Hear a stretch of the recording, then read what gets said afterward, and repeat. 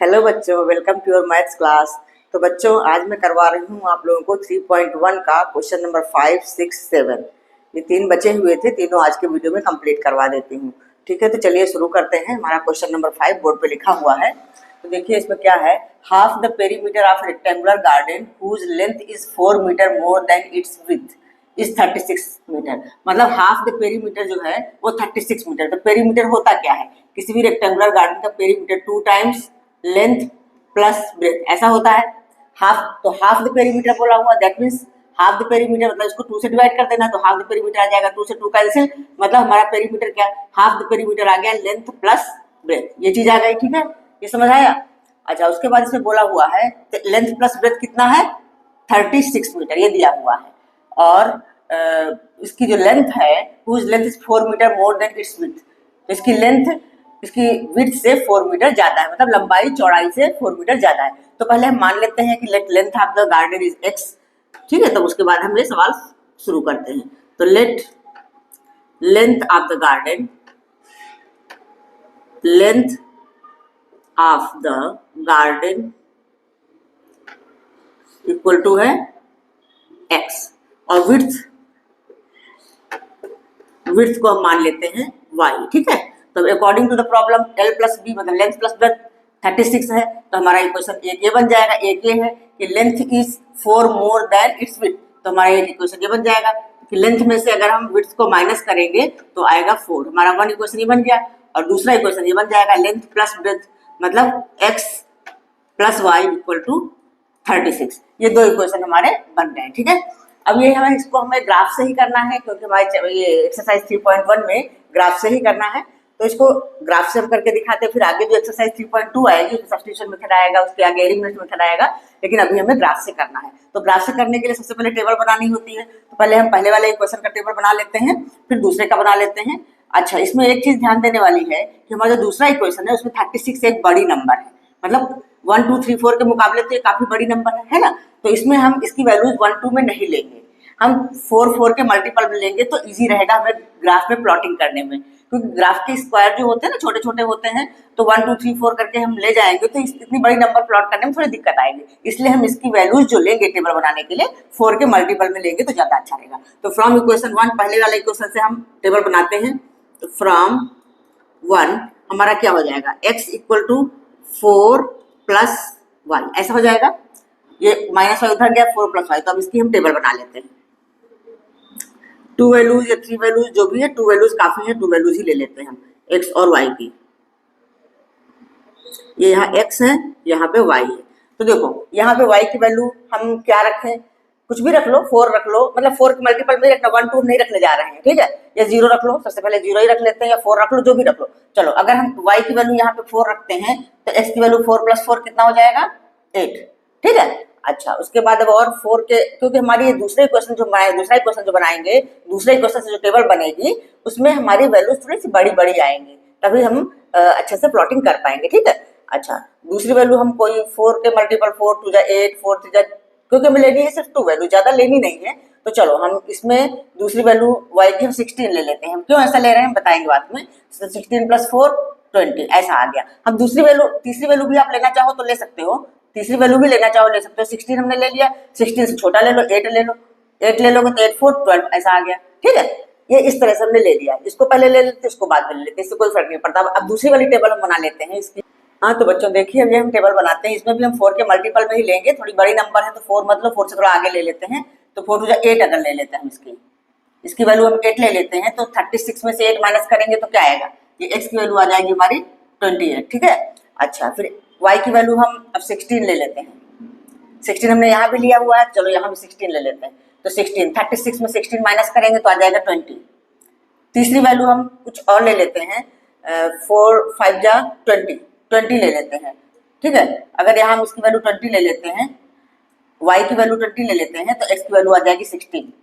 36 में से 20 माइनस करेंगे तो आ जाएगी 16। या 2 वैल्यूज ही काफी है, 3 भी ले सकते हो, मैक्सिमम 3 मिनिमम 2। ठीक है, देखो इसलिए हमने 4 के मल्टीपल में लिया है कि हमें ग्राफ पेपर प्लॉट करने में आसानी हो। ठीक है, तो चलिए अब हम इसका ग्राफ में प्लॉट करके दिखाते हैं। और वैसे टेबल में भी देखो हमारी दो वैल्यूज एक जैसी आ गई, 16 20 16 20, इसलिए मैंने ये लिया था 16 20। 8 12 पहले ले लेते हैं तो भी कोई फर्क नहीं पड़ता, बाद में ले लिया तो भी कोई फर्क नहीं पड़ता है। ठीक है, तो चलिए हम इसका ग्राफ प्लॉट करते हैं। बच्चों तो देखिए मैंने ये ग्राफ का ये लाइन ड्रॉ कर ली है ग्राफ की। तो ये हमारा एक्स एक्सिस है और ये वाई एक्सिस है। मैंने पॉजिटिव साइड ही ड्रॉ किया है, पूरा नहीं। ये हमारा ओरिजिन है O 0 0। ठीक है, तो इसमें हमने जो ये पॉइंट्स लिए हैं 4 8 12 के गैप में लिए हुए हैं, गैप्स में लिए हुए हैं, क्योंकि हमारी वैल्यूज ही ऐसी हैं, इसलिए 1 2 3 4 ना लिख करके 4 से हमने शुरू किया है।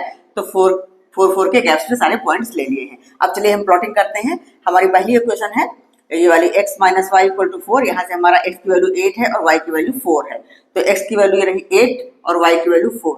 मतलब इसी सीध में हम जा करके ये रहा हमारा 8 और 4। तो ये है हमारा 8 एंड 4।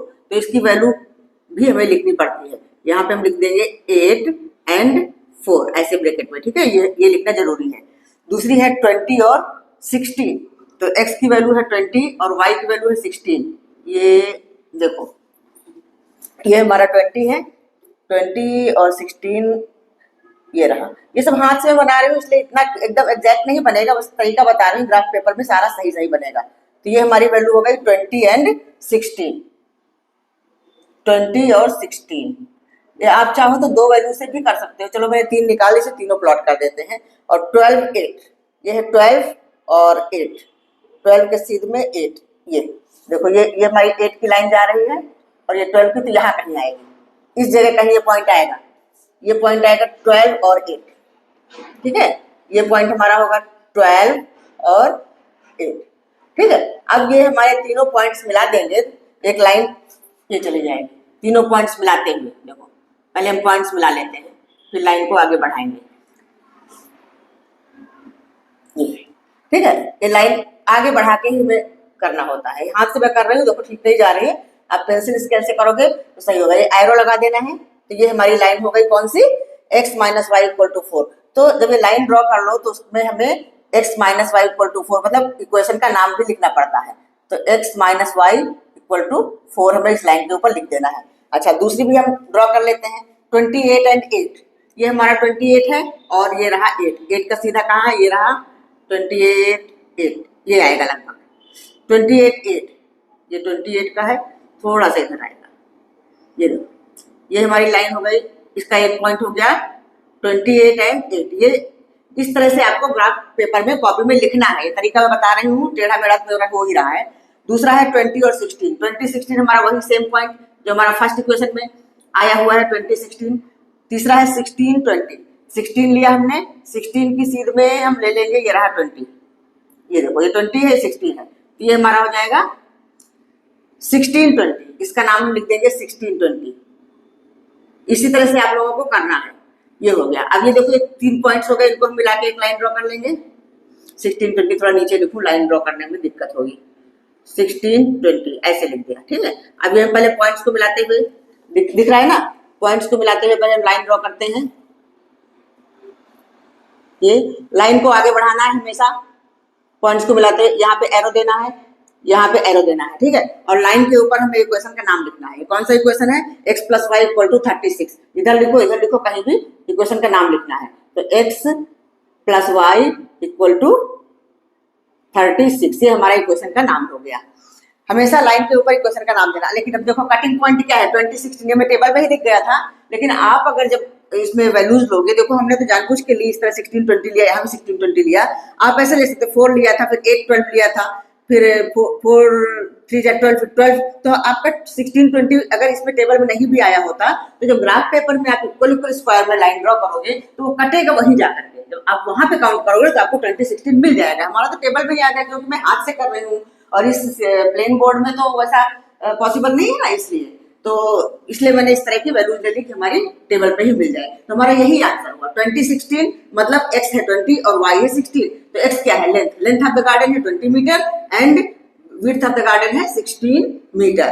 तो बस इसको हमें इस तरह से आंसर देना है, आंसर पूरा लिखना है इस तरह से। जब सवाल सॉल्व हो जाएगा तो हमें लिखना है length of the garden equal to है 20 मीटर और width of the garden equal to 16 metre. ये आपका क्वेश्चन सॉल्व हो गया, सवाल सॉल्व हो गया। ठीक है बच्चों, क्लियर हुआ? आई होप आप लोगों को समझ में आया होगा। थोड़ा लाइनें मेरी टेढ़ी मेढ़ी गई हैं, लेकिन इससे कोई फर्क नहीं पड़ता, तरीका आप सीख लो। ग्राफ पेपर पे स्केल और पेंसिल से करोगे, बिल्कुल करेक्ट आएगा। और ये जरूरी नहीं है कि टेबल पे आपकी वैल्यूज मिले ही, ये मैं इसलिए मिला रही हूँ क्योंकि फिर यहाँ पे हमारा कटना मुश्किल हो जाएगा, लाइनें तो हमारी टेढ़ी हो रही है। एक ग्राफ पे आप करोगे तो अगर टेबल पे वैल्यू नहीं भी दिखाई देगी ना वैल्यू, तो कोई घबराने की जरूरत नहीं है। आप ग्राफ पे जब लाइनें ड्रॉ करोगे, दोनों लाइनें आपस में जहां कट करेंगे, बिल्कुल एग्जैक्ट वही पॉइंट आ जाएगा, 2016 पे ही कट करेंगे। ठीक है, और इसमें गैप्स में लेना है। जब बड़ी वैल्यू हो तो हमें ये पॉइंट्स गैप्स में लेने हैं। जितनी बड़ी वैल्यूज होगा, ज्यादा बड़ी वैल्यूज होती है 100-200 वाली, तो फिर हम ऐसे लेते हैं। जैसे हमारा मान लो 400, 500 ऐसा कुछ कभी आ जाए तो हम किस तरह लेते हैं, 100, 200, 300, 400, इस तरह से फिर हम लेना चालू करते हैं ग्राफ पेपर में। ठीक है, तो चलिए अब नेक्स्ट क्वेश्चन कर लेते हैं। हाँ बच्चों, तो क्वेश्चन नंबर 6 है। इसमें दिया हुआ है given the linear equation 2x + 3y - 8 = 0।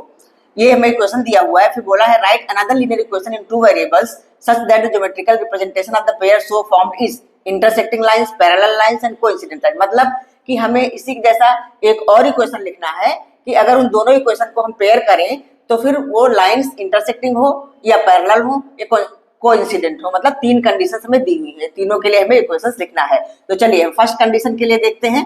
First condition हमें क्या दी हुई है, इंटरसेक्टिंग लाइंस। तो हम जानते हैं इंटरसेक्टिंग लाइंस के लिए हमारी कंडीशन क्या होती है। इंटरसेक्टिंग लाइंस के लिए क्या होती है, जब दो लाइन इंटरसेक्टिंग होती हैं तो A1/A2 is not equal to B1/B2, ऐसा होता है ना।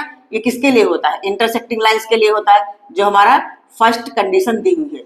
इंटरसेक्टिंग लाइंस, इंटरसेक्टिंग लाइंस के लिए ये कंडीशन होती है। ठीक है, तो हमारा ये इक्वेशन तो गिवन ही है। अब हमें एक और इक्वेशन बनाना है कि हमारी ये कंडीशन फुलफिल हो जाए। तो चलिए हम कोई सा भी इक्वेशन बना लेते हैं कि हमारा A1/A2 और B1/B2 इक्वल नहीं होना चाहिए। तो अगर हम ऐसा लिख लें एक equation 3x + 4y minus plus कुछ भी लिखो यहाँ पे 7 = 0। भाई इससे तो हमें C1 C2 से तो मतलब नहीं है इंटरसेक्टिंग लाइन के लिए। A1/A2 is not equal to B1/B2 होना चाहिए। तो अब देखो कंपेयर करो, तो क्या A1/A2 और B1/B2 इक्वल है? नहीं है ना। A1/A2 हमारा आ रहा है 2/3 और B1/B2 हमारा आ रहा है 3/4। तो ये दोनों नॉट इक्वल है। तो इंटरसेक्टिंग लाइन के लिए हमने ये इक्वेशन लिख दिया। खाली आपको इक्वेशन लिख के दिखाना है, ये तो मैं समझाने के लिए लिख रही हूँ। ठीक है, इसका कोई लिखने की जरूरत नहीं है आपको। आपको सिर्फ इक्वेशन लिखने के लिए बोला गया है, तो आप इस तरह का इक्वेशन बना सकते हो। हमें ये फर्स्ट कंडीशन के लिए हमने बना दिया। अब सेकंड कंडीशन ले लो। सेकंड कंडीशन क्या कह रहा है, पैरेलल लाइंस। तो पैरेलल लाइंस के लिए क्या होता है, पैरेलल लाइंस कब होती है, मतलब उनका कोई सोल्यूशन ना हो तभी तो पैरेलल होती है। पैरेलल लाइन के लिए कोई सोल्यूशन ना हो तो उसमें क्या होता है, A1/A2 इक्वल टू B1/B2 और नॉट इक्वल टू C1/C2। यही तो होता है ना। A1/A2 और B1/B2 इक्वल होने चाहिए और C1/C2 इक्वल नहीं होने चाहिए। तो हमारा इक्वेशन ये दिया हुआ है, तो हम ऐसा बनाते हैं कि हमारा A1/A2 और B1/B2 इक्वल आए। तो हम इनके रेशियोज को इक्वल दिखाएंगे। देखो जैसे 2x लिखा हुआ है तो यहाँ पे हम लिख दे 4x इसका डबल, और 3y है तो 3y का डबल भी हम लिख देते हैं 6y। और ये वाला इक्वल नहीं होना चाहिए, तो यहाँ पे हम -9 या कुछ भी कोई भी नंबर ले लो कि इक्वल ना हो। तो अब हमारा A1/A2 देखो क्या आ रहा है 2/4, ये रहा 2 ये 4, और B1/B2 क्या आ रहा है 3/6। तो दोनों इक्वल आ रहे हैं ना। अगर काटेंगे तो दोनों 1/2 के इक्वल हो जाएंगे, ये दोनों ही 1/2 के इक्वल हो जाएंगे काट के। ये भी 1/2 हुआ और ये भी 1/2 हो गए। और C1/C2 हमारा क्या आ रहा है -8/9। तो ये इनके इक्वल नहीं हो रहा है। ठीक है, तो ये हमारी कंडीशन फुलफिल हो रही है। ठीक, ये सारा हम समझाने के लिए मैं बता रही हूँ, बाकी आपको एग्जाम में लिखना नहीं है, इस तरह करके नहीं दिखाना। खाली अगर ऐसा आता है तो इक्वेशन लिख देना है बस। इस तरह का तो शायद 1 नंबर में MCQ में आ सकता है। तो एक हमारा ये बन गया। इसके तो कई क्वेश्चन कुछ भी बना सकते हो। अच्छा, इस तरह की इस कंडीशन को फुलफिल करने के लिए और भी क्वेश्चन लिखे जा, सबके लिए और भी क्वेश्चन लिखे जा सकते हैं। जितने चाहो उतने लिख सकते हो। ठीक है, जितने इक्वेशन आप लोग चाहो उतने लिख सकते हो। जैसे एक इक्वेशन हम और भी लिख सकते हैं इसके लिए। इसको हम अगर 3 टाइम्स कर लें तो 2 3 6, ये हमारा हो जाएगा 6x, और 3 3 9 प्लस 9y। और यहाँ पे आप कुछ भी लिखो कि इनके बराबर ना आने पाए, तो यहाँ पे हम लिख देते हैं +10। तो अब देखो अगर इनका हम A1/A2 निकालते हैं तो क्या हो जाता है, A1/A2 होता है 2/6 और B1/B2 होता है 3/9। तो दोनों इक्वल है ना। ये भी 1/3 के इक्वल है और ये भी हमारा 1/3 के इक्वल है। तो ये A1/A2 B1/B2 के इक्वल है, लेकिन C1/C2 8/10 इक्वल नहीं है। तो हमारा एक इक्वेशन ये भी हो सकता है। इस तरह के बहुत सारे इक्वेशन लिखे जा सकते हैं इनफिनिटली मेनी। इसमें भी इसी तरह से लिखा जा सकता है बहुत सारा। जैसे हमने यहाँ पे डबल इस तरह से लिया था, मतलब कोई और नंबर लेकर के भी हम कर सकते हैं, ठीक है। तो आया समझ में। तो इक्वेशन एक दिया हुआ है, आपको कंडीशन दी है, किस कंडीशन में हमें और इक्वेशन बनाना है, तो आपको एक ही इक्वेशन बना के दिखाना है। ये मैंने तरीका बता दिया है कि कैसा भी लिख सकते हो, बस ये कंडीशन फुलफिल होनी चाहिए। जो कंडीशंस दी हुई है वो कंडीशन फुलफिल होनी चाहिए। तो चलिए अब थर्ड नंबर कर लेते हैं। हमारा थर्ड नंबर है कोइंसिडेंट लाइंस के लिए। तो कोइंसिडेंट लाइन में क्या होता है, मैं सारी चीजें इक्वल होती हैं। फॉर कोइंसिडेंट लाइन इसके लिए क्या होता है, a1 upon a2 equal to b1 upon b2 और equal to c1 upon c2। इसके लिए सारी चीजें इक्वल होती हैं, ठीक है। तो बस हम सीधा ले लेते हैं, इसका डबल डबल ले लेते हैं सबका। तो इसके थर्ड नंबर का हमारा इक्वेशन बन जाएगा ऐसा, 4x प्लस 3 का डबल कितना हो गया 6y और माइनस 8 का डबल 16 इक्वल टू 0 हो गया ना इक्वल।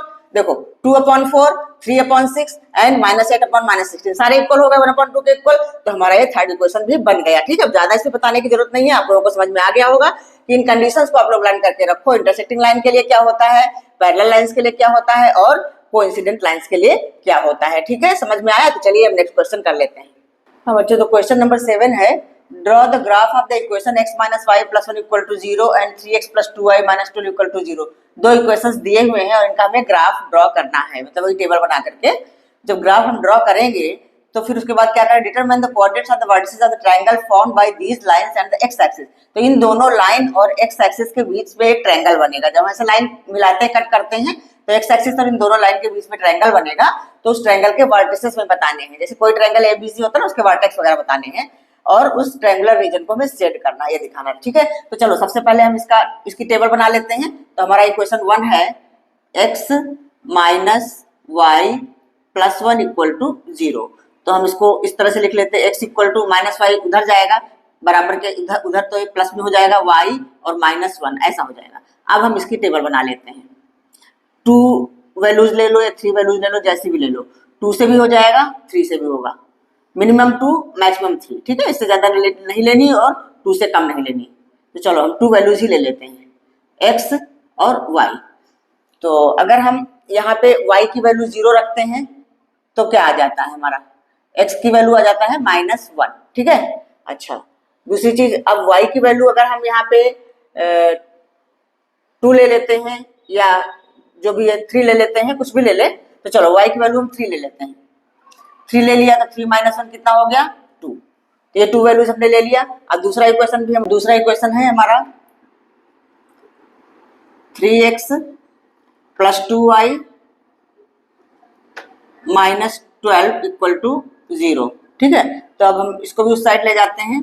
तो ऐसा हो जाएगा 3x इक्वल टू माइनस 12 उधर जाएगा तो प्लस 12 हो जाएगा और माइनस प्लस 2y उधर जाएगा तो माइनस 2y। तो x की वैल्यू ये 3 अपॉन में चला जाएगा। तो चलो मैं यही कर लेती हूँ, 3 को अपॉन में कर देते हैं। तो x की वैल्यू हमारी y की वैल्यू रखते जाएंगे, x की वैल्यू निकलती जाएगी, ठीक है। तो चलिए इसकी भी टेबल बना लेते हैं। इसकी भी टेबल बना लेते हैं, y की वैल्यू डालेंगे, x की वैल्यू निकल आएगी। अच्छा, तो हम y की वैल्यू यहाँ पे ऐसी रखें कि जो भी हमारा ऊपर का नंबर है 3 से डिविजिबल होना चाहिए। तो देखो सबसे पहले तो हम 0 ही ले लेते हैं, क्योंकि 0 ले लेने से हमारी नंबर जो आ जाएगी वो 3 से डिविजिबल है। अगर y की वैल्यू हम 0 ले लेंगे तो पूरा टर्म हमारा 0 हो जाएगा। तो हमारा यहाँ पर 12 भी तो बचेगा। तो 12 3 के टेबल में आता है। तो यहाँ पे हमने 0 ले लिया तो 3 4 जा 12, यहाँ पे हमें x की वैल्यू मिल गई 4, ठीक है। 0 लेने से x की वैल्यू मिल गई हमें 4। अच्छा, अब दूसरी वैल्यू हम ऐसी लें, अगर हम मान लो कुछ दूसरा 1 2 लेते हैं तो हमारा डिविजिबल नहीं होगा 3 से। 1 लेंगे तो 10 हो जाएगा, 2 लेंगे तो 8 हो जाएगा, नहीं। अब 3 ले लेते हैं। 3 लेंगे तो 3 2 जा 6, 3 2 जा 6 और 12 में से 6 डिवाइड होके 6 बचेगा जो कि कट जाएगा, मतलब हमें y की वैल्यू 3 लेनी है, ठीक है। इस तरह से अगर हम 3 ले लेंगे तो क्या बन जाएगा, देखो 12 माइनस 6 बनेगा ना, 2 3 जा 6 और अपॉन में 3। तो 12 माइनस 6 क्या होता है, 6 हो जाता है। 6 अपॉन 3 तो 3 2 जा 6, यहाँ पे आ जाएगा 2, ठीक है। तो ये कैलकुलेशन इस तरह से करना है, सारा रफ में करना है आपको। तो ये हमारी टेबल बन गई, दो वैल्यूज से ही हो गई। चाहो तो 3 वैल्यू ले सकते हो, वैसे 2 वैल्यूज काफी है। तो हमारी टेबल में देखो 2 3 यहाँ पे दिख रहा है, यही हमारा कटिंग पॉइंट होगा। क्योंकि मैं इसमें प्लेन में कर रही हूँ इसलिए ऐसा वैल्यू ले लेती हूँ कि वहां पे कट जाए। अगर आप ग्राफ पेपर पे कर रहे हो तो हमारा कई बार बता चुकी हूँ कि टेबल में ना भी आए तो घबराना मत, खाली सही होना चाहिए, करेक्ट होना चाहिए, गलती ना हो। वो ग्राफ पेपर पे जब आप लाइन खींचोगे वो लाइन कट ही करेंगी उसी जगह पे, वही हमारा आंसर। इसीलिए तो ग्राफ से करवाते हैं कि आप टेबल में कुछ भी वैल्यूज लो लेकिन सही होना चाहिए, करेक्ट है, कैलकुलेशन सारा करेक्ट होना चाहिए। तो ग्राफ में जाके वो लाइनें मिल जाएंगी और आपका आंसर वही ग्राफ से मिल जाएगा, ठीक है। तो चलिए इसका हम ग्राफ भी ड्रॉ कर लेते हैं, दिखा देते हैं। हाँ बच्चों, तो देखिए मैंने ग्राफ ड्रॉ कर लिया है। अब इसकी वैल्यू पुट करते हैं पहले इक्वेशन की। क्या है, -1 0। तो ये देखो हमारा -1 लेफ्ट साइड में, ये एक्स एक्सिस है, X dash, Y axis Y dash. तो लेफ्ट साइड में माइनस की वैल्यूज होती हैं और राइट साइड में प्लस की वैल्यूज होती हैं। तो हमारे पास माइनस की नंबर है यहाँ पे वैल्यू में, तो इसलिए हमने इतना इतना ड्रॉ कर लिया है -2 तक। तो -1 0, -1 0 हमारा यही वाला पॉइंट होगा। इसका नाम हम दे देते हैं -1 0। इसको ब्रैकेट में ऐसे लिखना जरूरी है। अगला है 2 3। तो ये रहा हमारा 2 और ये रहा 3। 2 की सीध में 2 और ये 3। ये देखो इसका 3 आ गया, x का 2 y का 3, ये हमारा हो गया 2 3। ठीक है, इसका नाम हम दे देते हैं 2 3। 2 3 ये ब्रैकेट में लिखना जरूरी है। तो ये हो गई हमारी पहली इक्वेशन की लाइन। अब इस लाइन को हम मिलाते हुए यूं खींच देंगे। देखो टेढ़ी होगी, कोई बात नहीं है। ये हमारी पहले इक्वेशन की लाइन बन गई। ये इस तरह से एरो डाल देना है और इक्वेशन का नाम लिख देना है। इक्वेशन का नाम क्या है, x - y + 1 = 0। हम यहाँ पे लिख देते हैं x - y + 1 = 0। इक्वेशन का नाम जरूर लिखना है लाइन के ऊपर, इसलिए मैं बार बार बताती हूँ। अब दूसरी लाइन हम ड्रॉ कर लेते हैं। पहला पॉइंट है 4 0, तो 4 0 तो हमारा यही वाला पॉइंट हो जाएगा। इसका भी हम ब्रैकेट में लिख देते हैं 4 0। दूसरा पॉइंट हमारा 2 3 जो कि कॉमन है, दोनों में है। तो बस अब इन दोनों पॉइंट्स को मिलाते हुए एक लाइन हम ड्रॉ कर लेते हैं। इन दोनों पॉइंट्स को मिलाते हुए ये रही ये लाइन, ये बाहर तक ऐसे ले जाना है और यहाँ दोनों साइड में एरो लगाना है। और इस लाइन पे हम नाम लिख देंगे अपने इक्वेशन का। हमारा इक्वेशन क्या है दूसरा वाला, 3x + 2y, 3x + 2y - 12 = 0। ठीक है, लाइन पे इक्वेशन का नाम लिख देना। तो देखो बन गया ना हमारा एक ट्रायंगल। ये ट्रायंगल बन गया। तो उस ट्रायंगल का नाम दे देते हैं, वर्टेक्स का नाम, इसका नाम A। हमारा एक ट्रायंगल बन गया A। ये वाला पॉइंट दे दो B और ये वाला पॉइंट दे दो C। ये ट्रायंगल हमारा बन गया ABC। तो कह रहा है इस ट्रायंगुलर रीजन को सेट करो। तो आप पेंसिल से इस तरह से, पेंसिल स्केल से इस तरह सेट कर सकते हो। जो ट्रायंगुलर रीजन आपके ग्राफ पेपर में बनेगा, इस तरह से सेट करके दिखा देना है। ऐसे ऐसे पेंसिल से हल्का हल्का सेट कर देना है। ठीक है, और हमें क्या पूछा है, वर्टिसेस ऑफ द ट्रायंगल। तो वर्टिसेस ऑफ द ट्रायंगल हम यहाँ लिख देंगे। चलो मैं इधर नीचे आंसर लिख देती हूँ। Vertices of the triangle, vertices of the triangle ABC, triangle ABC। ये हमने ABC नाम दे दिया, आपको नाम देना है। ठीक है, क्या हो जाएगा, A हमारा क्या है 2 3, 2 3। ठीक है, और B है, चलो इधर लिख लेती हूँ, B हमारा है -1 0, -1 0। और C है हमारा 4 0, 4 0। तो ठीक है, देखो ये दोनों लाइन और एक्स एक्सिस के बीच में एक ट्रायंगल बना। उसके वर्टिसेस के कोऑर्डिनेट्स पूछा गया है, तो वर्टिसेस के कोऑर्डिनेट्स हमने लिख दिए। ट्रायंगल का नाम भी आपको देना है, ABC दे दो, PQR दे दो, कुछ भी दे दो, नाम देना है और इस तरह से आंसर देना है। Vertices of triangle ABC, A है हमारा 2 3, B है -1 0 और C है 4 0। ठीक है बच्चों, क्लियर हुआ? तो आज ये एक्सरसाइज 3.1 कंप्लीट हो गई है। अब नेक्स्ट वीडियो में अगली एक्सरसाइज पे चलेंगे। तो वीडियो कैसा लगा, अगर आपको समझ में आया हो तो लाइक करिए, शेयर करिए और सब्सक्राइब करिए। अपने फ्रेंड्स को भी शेयर करिए, वो भी इसका फायदा उठा सकें। ठीक है, अगर समझ में नहीं आई, कोई भी बात समझ में नहीं आई, कोई भी पॉइंट समझ में नहीं आया, तो आप कमेंट बॉक्स में लिख करके पूछ सकते हो। मैं दोबारा उसको आपको समझा दूंगी। ठीक है बच्चों, तो अब नेक्स्ट वीडियो में अगली एक्सरसाइज करेंगे, या फिर मैं साइंस भी करवा रही हूँ साथ साथ। अभी साइंस कई दिनों से मैं साइंस का वीडियो नहीं बनाया हुआ है। तो NCERT बुक के क्वेश्चंस करवा रही हूँ। चैप्टर तो पूरा कंप्लीट करा दिया है, पहला वाला chapter chemical reactions and equations. तो कुछ क्वेश्चंस भी करवाए हुए हैं, बाकी के बचे हैं वो भी बीच में करवा दूंगी। ठीक है, तो मिलते हैं नेक्स्ट वीडियो में, तब तक के लिए बाय।